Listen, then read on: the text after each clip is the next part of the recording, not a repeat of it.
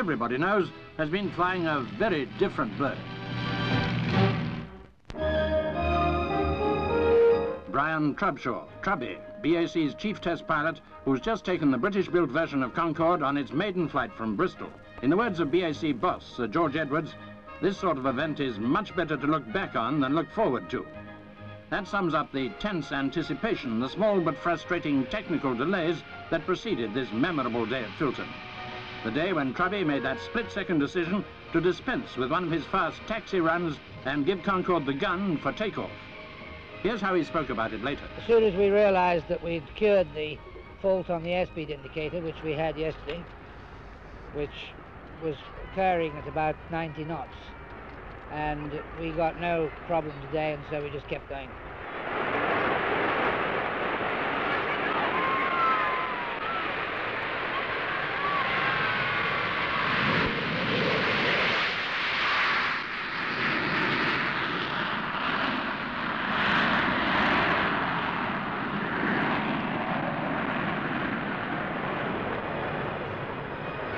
It's just over 5 weeks since the French prototype was first flown by Henri Turcot at Toulouse.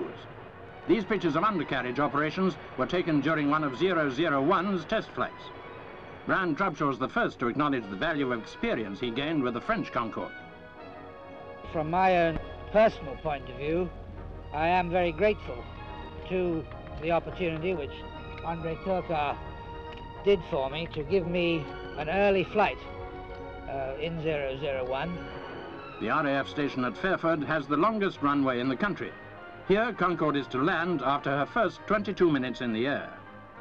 The level of noise is one big question mark about supersonic airliners, but as with all big jets, air pollution is still a problem.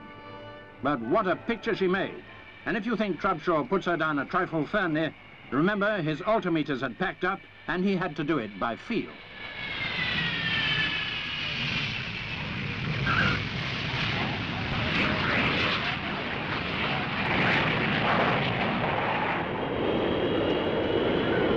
Terribly good flight.